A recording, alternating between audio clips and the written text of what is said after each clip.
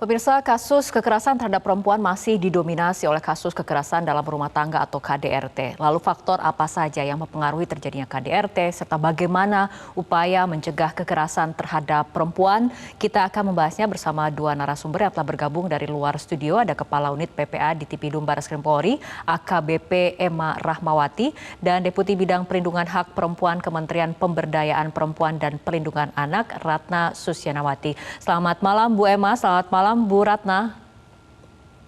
Selamat malam Bu Fitri, selamat malam Bu Emma. Selamat malam Bu Fitri dan Bu Ratna. Baik, kita ke Bu Emma terlebih dahulu untuk pertanyaan pertama. Dari proses hukum yang selama ini dilakukan, apa sebetulnya kasus yang paling dominan ataupun penyebab yang paling dominan kekerasan terhadap perempuan ini?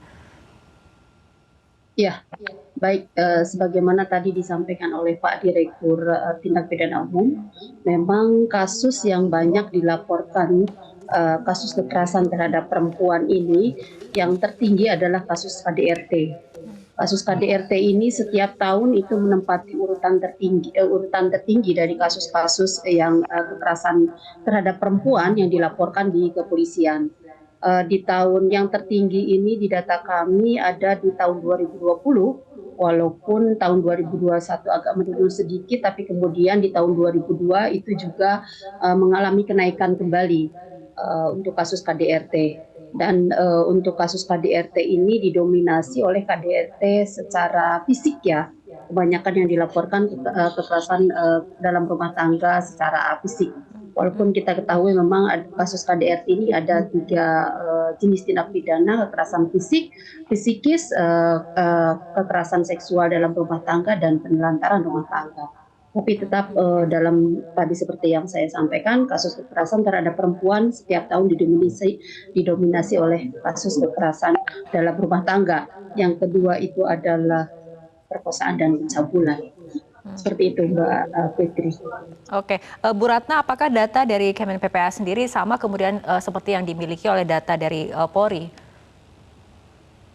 Iya Mbak Fitri, kurang lebih seperti apa yang tadi disampaikan oleh Bu Emma, memang kami juga memiliki sistem pencatatan, sistem informasi online terkait dengan pelaporan-pelaporan kasus kekerasan yang kami himpun melalui Simponi PPA. Memang betul sekali kalau kita melihat data dalam beberapa tahun terakhir, memang kasus-kasus yang masuk ke Simponi kami dan juga kasus-kasus yang saat ini masuk di kami di SAPA 129 di call center yang kami miliki sebagai ruang aksesibilitas untuk kasus-kasus terhadap perempuan dan anak, memang kasus yang terbesar betul adalah kasus kekerasan dalam rumah tangga. Ini yang juga tadi didominasi dengan jenis kekerasannya adalah kekerasan fisik betul, kemudian psikis dan seksual gitu. Dan ini memang menjadi fenomena kita bersama untuk bagaimana menyikapi kasus-kasus kekerasan dalam rumah tangga ini tidak terjadi lagi, Bu Fitri.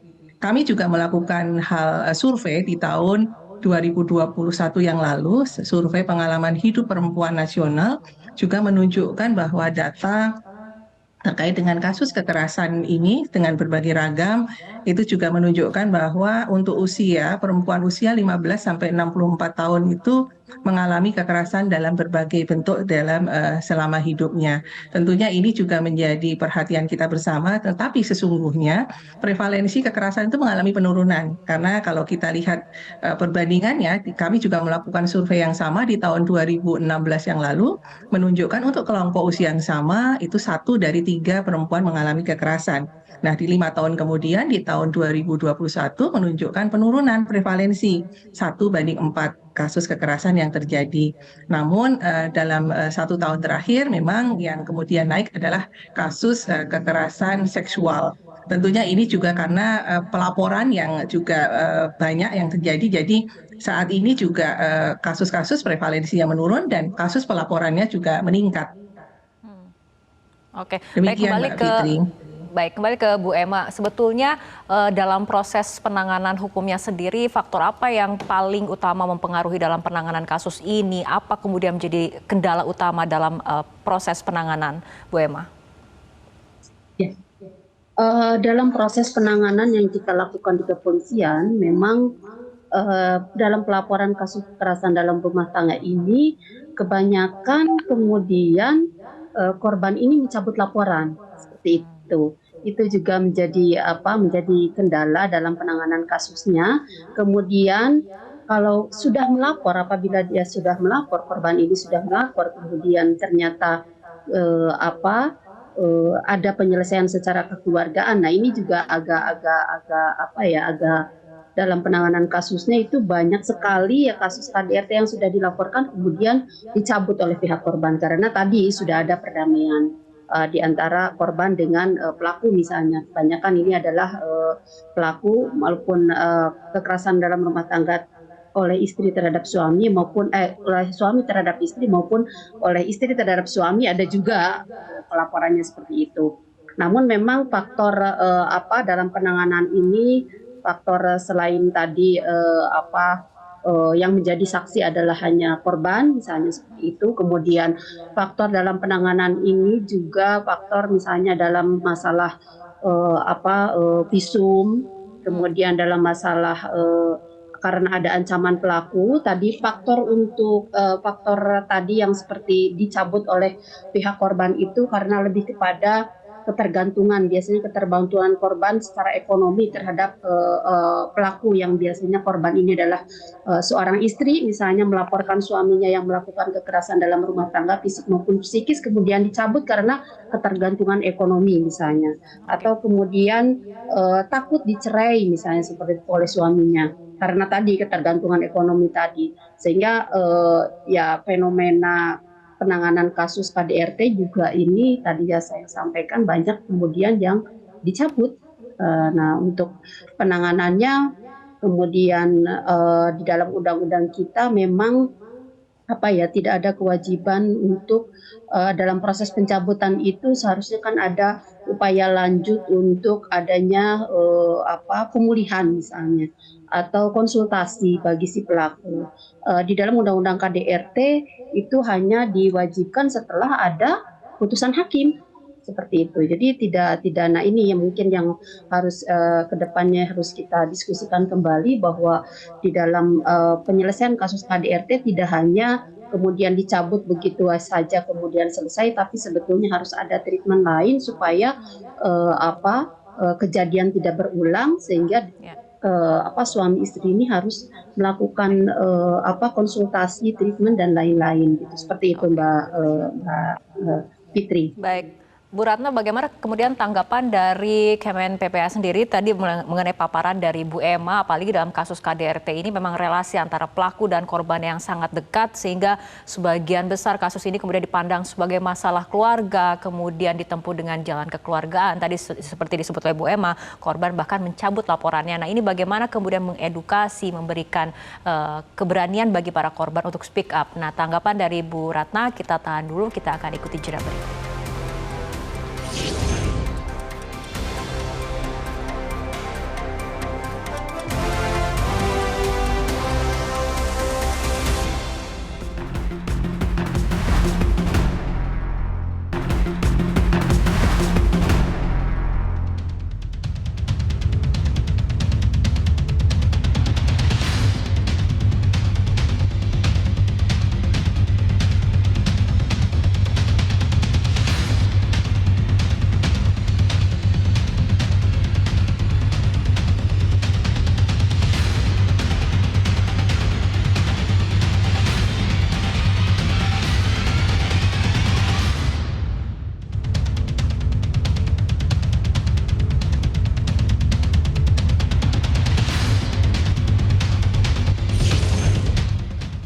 Pemirsa, kita akan lanjutkan diskusi malam hari ini. Kita kembali ke Bu Ratna. Bu Ratna, ini dalam kasus kekerasan terhadap perempuan, khususnya dalam lingkup kasus KDRT. Ini kan relasi antara pelaku dan korban yang sangat dekat, sehingga kasus ini masih dipandang sebagai masalah keluarga, menempuh jalur hukum private seperti itu. Tadi dikatakan oleh Bu Emma, banyak kemudian korban yang mencabut laporannya, terutama faktor penyebabnya karena adanya ketergantungan ekonomi terhadap pelaku. Nah, ini bagaimana kemudian memberikan edukasi, memberikan dukungan dan dorongan bagi korban untuk berani bersikap dan menuntut ini dalam proses hukum? Iya, betul Mbak Fitri. Memang kalau kita melihat fenomena kekerasan dalam rumah tangga ini salah satu faktor terbesar penyebabnya masih didominasi, seperti tadi Bu Emma sampaikan, faktor ekonomi itu masih menjadi faktor dominan yang menyebabkan terjadinya kekerasan dalam rumah tangga yang dilakukan karena relasi hubungan yang sangat dekat, biasanya antar pasangan, begitu ya. Nah, ini yang kemudian tentunya menuntut kita semua untuk Kementerian Pemberdayaan Perempuan dan Perlindungan Anak, tentunya terus kami melakukan sosialisasi, literasi, kemudian juga melakukan dialog-dialog tokoh-tokoh, kemudian juga dengan tokoh masyarakat, dengan kelompok perempuan untuk bisa memastikan bagaimana ruang untuk bagi perempuan untuk berani bersuara. Dare to Speak Up itu menjadi kampanye yang kami dorong terus selama ini, dan sejak 2 tahun terakhir memang ini menjadi kampanye masif yang kami lakukan di Kementerian Pemberdayaan Perempuan dan Perlindungan Anak untuk bisa mendorong perempuan berani untuk menyampaikan atau melaporkan kasus-kasus kekerasan yang dialaminya. Dan ternyata ini tadi seperti data yang kami sampaikan, ternyata ini sangat signifikan dari pelaporan yang kami terima, itu banyak kasus-kasus yang terungkap karena keberanian korban untuk lapor. Tetapi memang tidak bisa dihindari kalau kita berbicara tentang KDRT ini agak sedikit berbeda ya, karena ini seringkali dianggap masalah yang privat, masalah dalam rumah tangga, kemudian tidak bisa diungkap kepada orang lain karena ini berdampak pada kehidupan privasi ya, baik itu antar pasangan. Nah, tentunya yang kami lakukan saat ini dengan prioritas dalam upaya menurunkan kekerasan terhadap perempuan dan anak, sebagaimana arahan Bapak Presiden kepada Menteri Pemberdayaan Perempuan dan Perlindungan Anak, bahwa kami memasifkan gerakan atau kampanye-kampanye yang bisa mengedukasi masyarakat, khususnya perempuan, karena tadi faktor ekonomi disebut menjadi faktor yang dominan.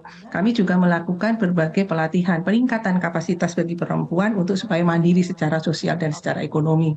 Selain itu juga tentunya keterbukaan atau aksesibilitas untuk mendapatkan layanan. Ini yang juga terus kami lakukan di Kementerian Pemberdayaan Perempuan dan Perlindungan Anak. Saat ini kami di tingkat pusat di Kementerian Pemberdayaan Perempuan dan Perlindungan Anak sudah ada call center sahabat perempuan dan anak. Ini yang bisa diakses bagi siapapun, baik itu korban, keluarga korban, atau masyarakat yang melihat, mendengar, atau menduga adanya kasus-kasus kekerasan terhadap perempuan dan anak bisa melaporkan kepada kami. Tentunya kami hadir untuk bisa memberikan layanan yang terbaik sesuai dengan kebutuhan korban. Mbak Fitri. Oke. Baik Bu Ratna, tidak hanya kemudian mendorong korban untuk berani speak up, tapi juga bagaimana sebetulnya upaya agar korban ini setelah melapor juga merasa dilindungi.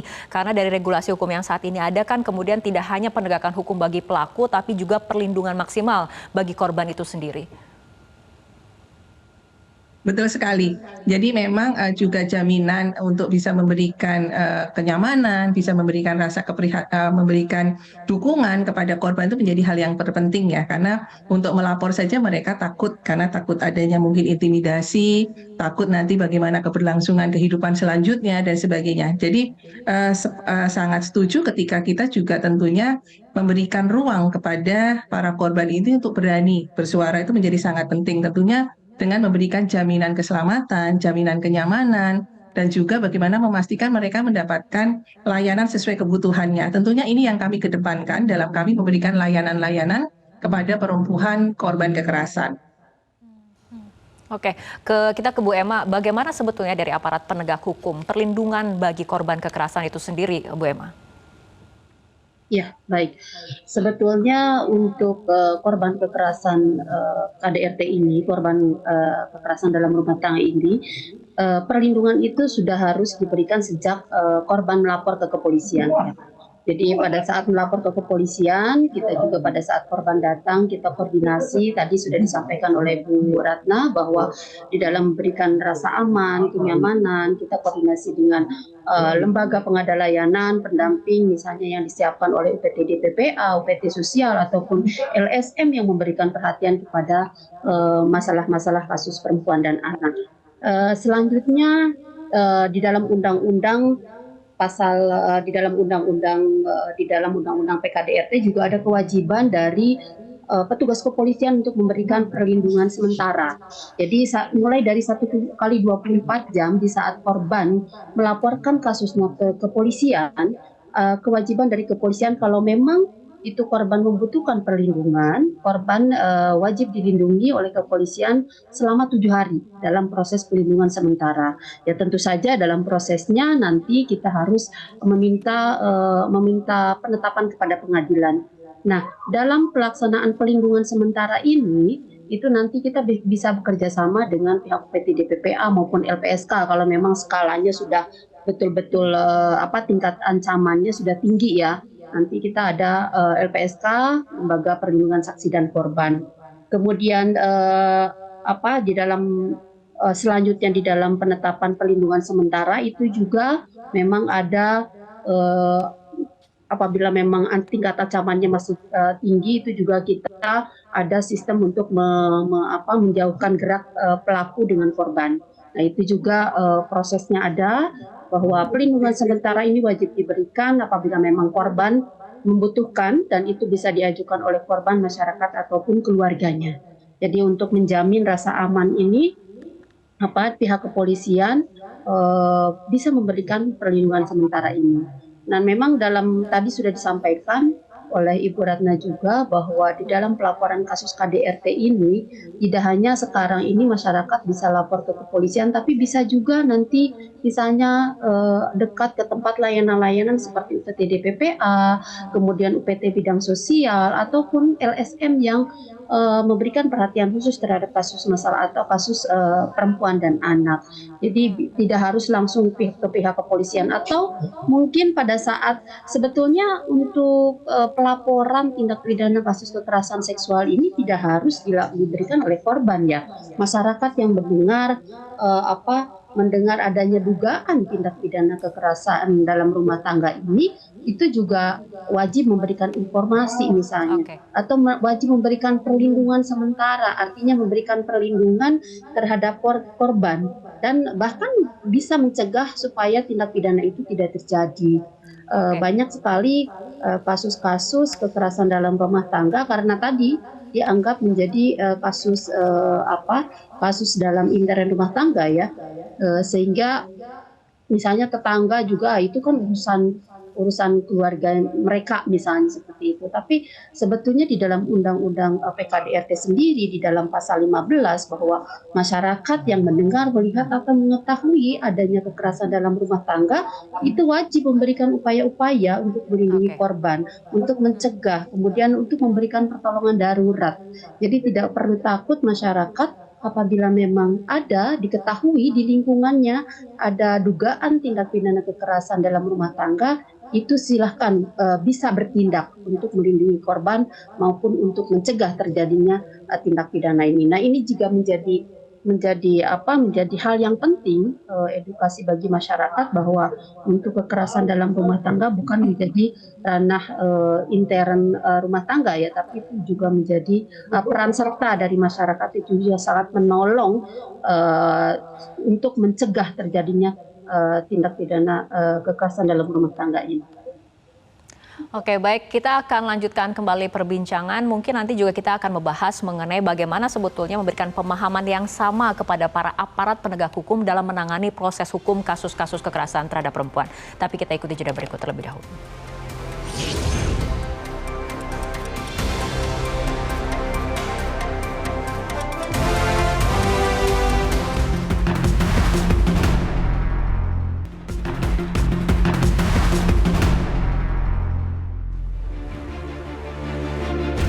Kasus kekerasan terhadap perempuan yang dilaporkan ke kepolisian didominasi oleh kasus KDRT karena masih banyak kasus yang tidak dilaporkan atau dark number dengan berbagai alasan seperti budaya malu, peristiwa yang dialami masih dianggap sebagai aib.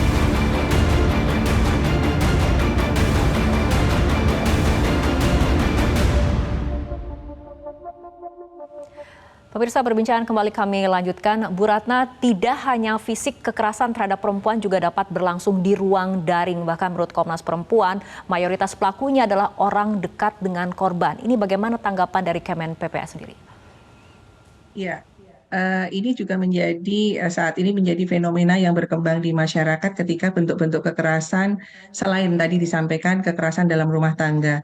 Penggunaan teknologi dan masifnya saat ini terutama media sosial ternyata juga memberikan dampak yang luar biasa, berdampak pada munculnya kasus-kasus kekerasan.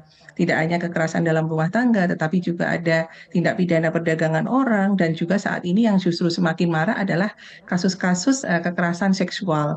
Ini yang juga tentunya menjadi keprihatinan kita bersama, karena di satu sisi kita tidak bisa meninggalkan teknologi, tetapi di sisi lain saat ini justru penyebab dari maraknya kasus-kasus kekerasan ini adalah penggunaan teknologi yang kemudian berdampak pada penyebab dari maraknya kasus-kasus kekerasan yang kemudian kita kenal dengan kekerasan berbasis gender online. Betul sekali, banyak hal yang kemudian menjadi ruang yang sangat luas begitu ketika masalah kasus kekerasan ini modusnya dengan menggunakan teknologi atau menggunakan media sosial, Mbak Fitri. Jadi ini juga saat ini menjadi pending matter, tantangan juga bagi kita semua, karena sekali lagi kasus-kasus yang terjadi terhadap perempuan dan anak itu banyak juga yang dipicu karena masifnya penggunaan media sosial.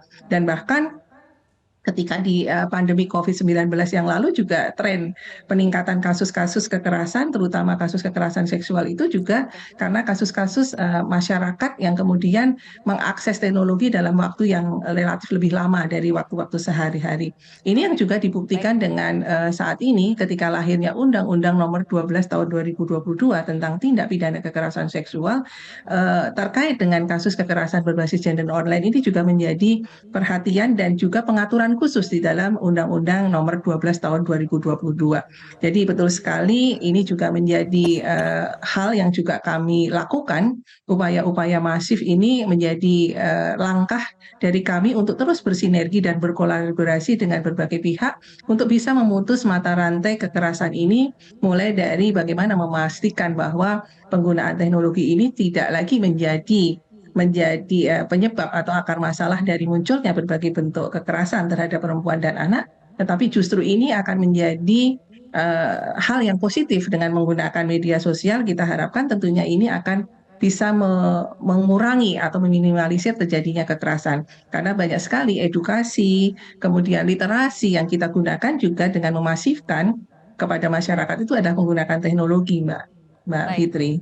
Oke, kembali kepada Bu Emma, dari sisi aparat penegak hukum sendiri, bagaimana memberikan pemahaman yang sama ataupun pandangan yang sama kepada seluruh aparat penegak hukum dalam menangani proses hukum kasus-kasus kekerasan terhadap perempuan ini? Ya, baik. Memang di dalam sejak berlakunya tahun 2004 ya, Undang-Undang PKDRT ini masih menyisakan beberapa permasalahan ya, karena memang ada beberapa pasal jenis tindak pidana di dalam Undang-Undang PKDRT ini juga masih bias. Artinya di dalam memahami beberapa pasal jenis tindak pidana di dalam Undang-Undang PKDRT ini juga masih mempersepsikan masing-masing pemahamannya. Misalnya dalam tindak pidana penelantaran dalam rumah tangga. Nah, ini juga tidak terlalu jelas bentuk penelantarannya itu harus seperti apa. Apakah dilihat dari jangka waktu? Kalau jangka waktu juga tidak terlihat berapa lama dikatakan bahwa satu pelaku ini misalnya menelantarkan bisa dikategorikan menelantarkan rumah tangga. Misalnya seorang suami menelantarkan anak dan istrinya misalnya dalam jangka waktu berapa lama, itu juga tidak begitu jelas.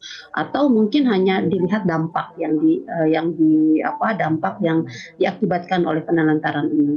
Kemudian juga terkait misalnya dalam proses pembuktian, misalnya sudah jelas bahwa di dalam Undang-Undang PKDRT satu keterangan saksi korban saja itu dengan didukung satu alat bukti lainnya itu sudah bisa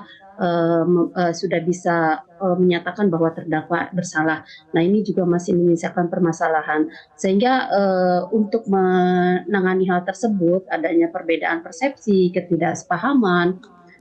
Sebetulnya beberapa waktu lalu ada yang namanya SPPT PKKTP, itu ada beberapa pilot project ya yang kerjasama juga Komnas Perempuan dengan KPPPA supaya untuk membangun kesepahaman antara APH dalam penanganan kasus kekerasan terhadap perempuan, termasuk juga kekerasan dalam rumah tangga. Nah, upaya kami sendiri bahwa untuk membangun kesepahaman itu juga kami khususnya yang menangani kasus kekerasan dalam rumah tangga di kepolisian kan ada unit PPA ya, dari tingkat Mabes Polri sampai dengan Polres. Nah, kami melakukan beberapa pelatihan, termasuk juga peningkatan kemampuan dalam pendidikan pengembangan spesialis penyidik perempuan dan anak, penyidik di jajaran kami. Itu juga kita terus-menerus lakukan setiap tahunnya, termasuk juga dialog dan diskusi yang dilakukan dengan APH yang lainnya, misalnya kejaksaan maupun dengan hakim ya. Tentu saja dialog ini selalu kami juga dari mulai tingkat pusat maupun daerah, dan itu juga tidak lepas dari peran serta dari Kementerian Pemberdayaan Perempuan dalam hal ini sebagai leading sector ya dalam melakukan melindungi perempuan dan anak seperti itu. Oke, baik, Bu Emma. Itu juga harus dibangun ya, karena memang itulah permasalahan di lapangan masih dengan berkembangnya berkembangnya tindak pidana terus-menerus di masyarakat. Itu juga tentu saja harus ada hal-hal yang memang perlu disepakati bersama terkait. Oke, baik, kita harapkan berbagai upaya masif terus dilakukan untuk mencegah dan menindak pelaku kekerasan terhadap perempuan, dan yang lebih diutamakan adalah bagaimana perlindungan maksimal bagi para korban. Terima kasih Bu Emma dan juga Bu Ratna telah berbincang bersama kami malam hari dalam Prime Time News yang sekaligus menjadi penutup perjumpaan kita dalam Prime Time News untuk kali ini. Mewakili kerabat kerja petugas dan rekan Zilvia Iskandar, saya Fitri Megantara mengucapkan terima kasih atas perhatian Anda. Selamat malam, sampai jumpa. Jelajahi cara baru mendapatkan informasi. Download Metro TV Extend sekarang.